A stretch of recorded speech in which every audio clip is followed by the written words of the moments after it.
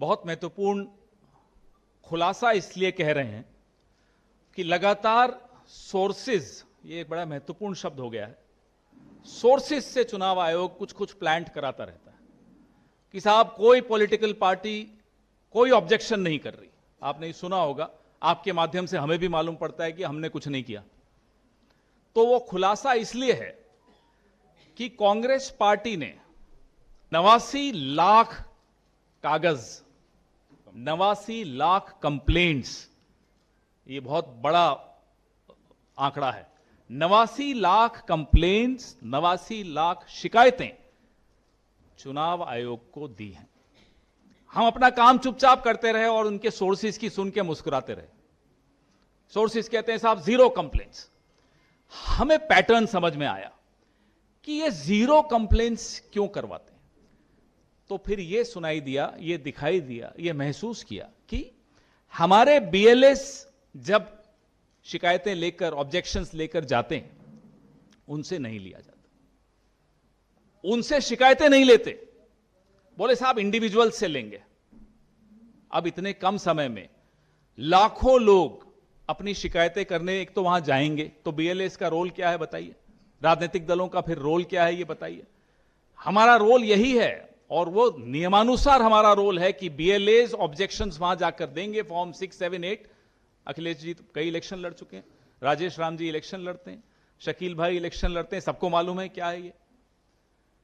लेकिन राजनीतिक दलों से शिकायतें नहीं लेने का आदेश ज्ञानेश कुमार गुप्ता जी को आ गया होगा, तो नहीं ले रहे थे।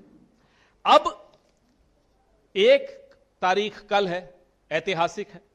हमारी जो वोटर अधिकार यात्रा है वो 25 जिलों से होती हुई कल पटना में प्रवेश कर रही है और एक बहुत बड़ा मार्च हो रहा है। और कल ही अंतिम तारीख है जब चुनाव आयोग में ऑब्जेक्शंस एसआईआर के तहत जमा कराने का दिन हो। कल वो अंतिम तारीख है। बीएलएस ने बिहार के नागरिकों की आवेदन, आपत्तियां जमा कराने में कोई कसर नहीं छोड़ी, सबकी मदद की। यहां तक कि ऐसे वोटर आए जो आकर हमें कहते थे कि साहब हम तो भाजपा को वोट देते हैं, या हम नोटा को वोट देते हैं, या हम आपको वोट नहीं देते, भाजपा के तो कम थे, नोटा वाले ज्यादा थे, या हमारे और अन्य दलों को देने वाले लोग थे।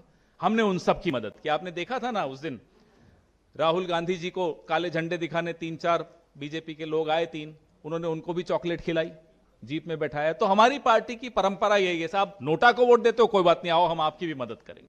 हमने उन सब की मदद की, उनके आवेदन भरवाने में मदद की। अब हमें रसीद, जैसा कि मैंने आपको कहा, नहीं दे रहे थे, फिर भी बूथ लेवल एजेंट 1 महीने से सब कुछ इकट्ठा करके डीसीसी के माध्यम से, जिला अध्यक्षों के माध्यम से हम लोगों ने ये कंप्लेंट्स वहां डीईओ को जमा कराई। अब